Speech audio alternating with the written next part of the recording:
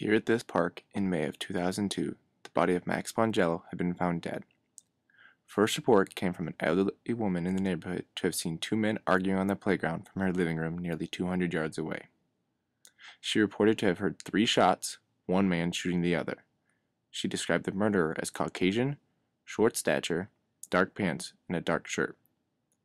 4 years later, 10-year-old Peter Cespedes approached an officer after a law enforcement presentation at his school with valuable information regarding the murder of Max Spongello.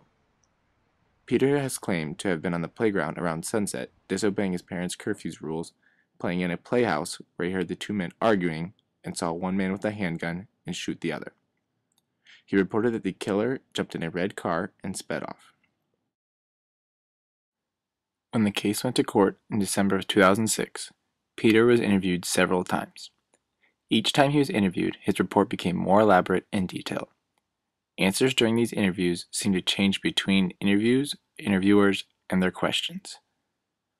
In this murder update, we have brought in 5 child memory specialists, ranging from stress on memory, suggestibility, prior knowledge, social influence, and visual and verbal reminders to help explain the validity of Peter's memory of the murder.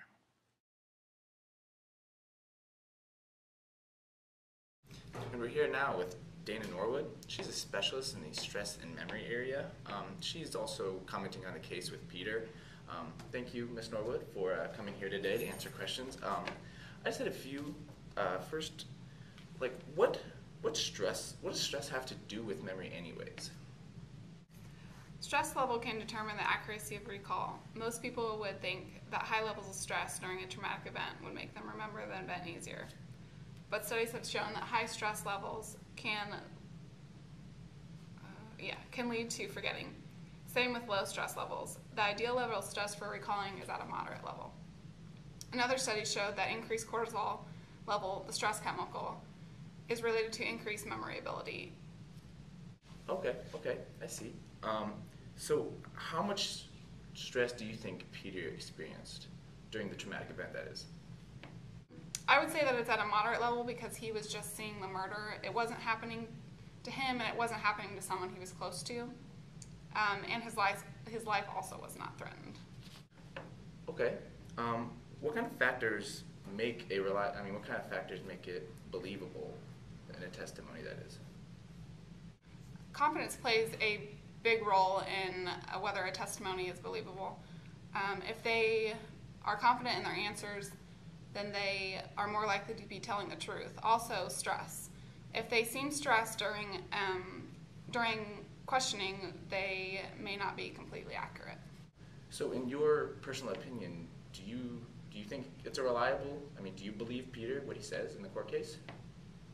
Peter seemed very confident when he was interviewed. He certainly had some increased stress level, so his recall of the event may very well be accurate. Well, thank you very much, Ms. Norwood. Your information was greatly appreciated, and have a wonderful day.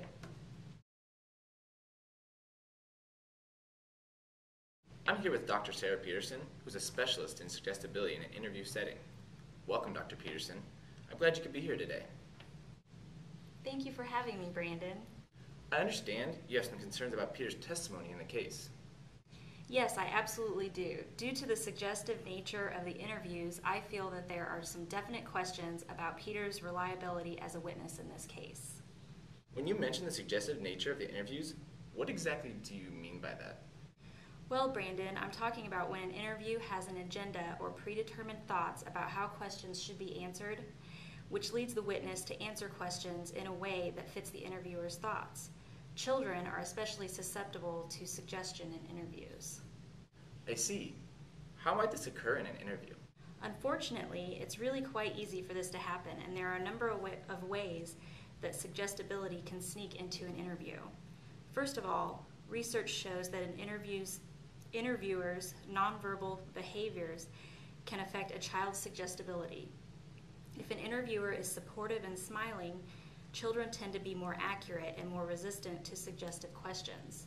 However, the opposite is true for children interviewed by an unsupportive, fidgety interviewer. Another way interviewers can lead a child to answer questions in a particular way is through the feedback they provide.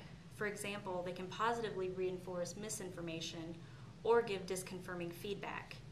The interviewer in this case used disconfirming feedback with Peter.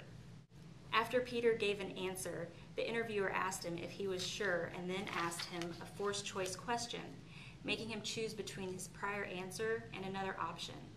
Research shows that forced choice questions can also lead to suggestibility. Therefore, this question could have caused Peter to believe the interviewer knew the correct answer and that the answer he had provided was incorrect. So he changed his answer to match what he believed the interviewer wanted to hear. I understand. Go on. An interviewer can also cause an interview to be leading by asking repeated questions within an interview. Research shows that by repeating a question asked previously, a child may think the interviewer does not believe their previous answer, which can cause the child to change his or her answer. This also occurs during Peter's interviews.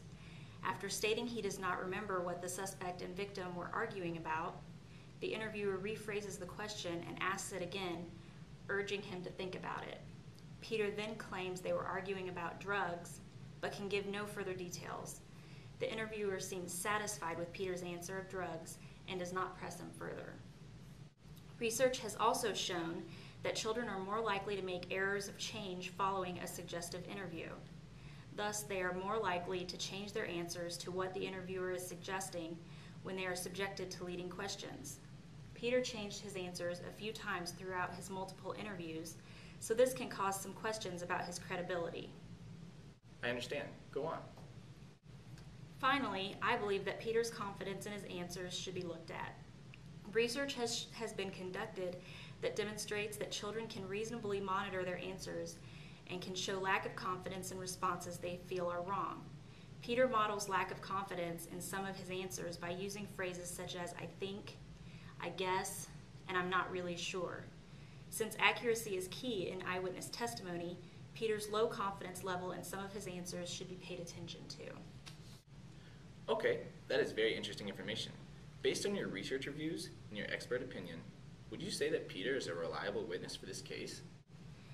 Unfortunately, Brandon, I think that the nature of his interviews raise enough concerns about his credibility that he should not be relied upon as the main source of evidence against the suspect.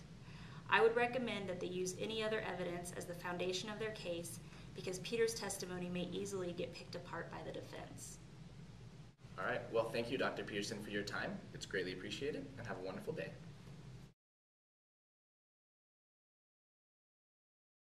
Here with me is Dr. Victoria Gransel, researcher and professor at the University of Kansas. So tell me, Victoria, what do you think when you first heard the news that Peter had come forward with information on the murder of Max Spongello, a case that happened over 4 years ago? Well, my area of research focuses on children's prior knowledge and how this influences their memory. So when I first heard the news, I thought it was plausible that Peter could remember the murder, but I also have some questions regarding Peter's upbringing to assess how accurate this recollection is. What information would you need to know? Well, for instance, how much knowledge did Peter have of gang violence before witnessing the murder? This would help Peter encode and process the exchange between the two men much quicker than if he had no knowledge of gang violence. This efficient processing would also help with storage of the incident for later retrieval. Because Peter was 6 when he witnessed the murder, but 10 when he reported it, that is a long period of time in which his knowledge of gangs and violence would increase and potentially alter his past memories. And how would this happen? Well, think about it. Everything you think you know at age 6 is much different than what you know now because you've been exposed to more experiences and information.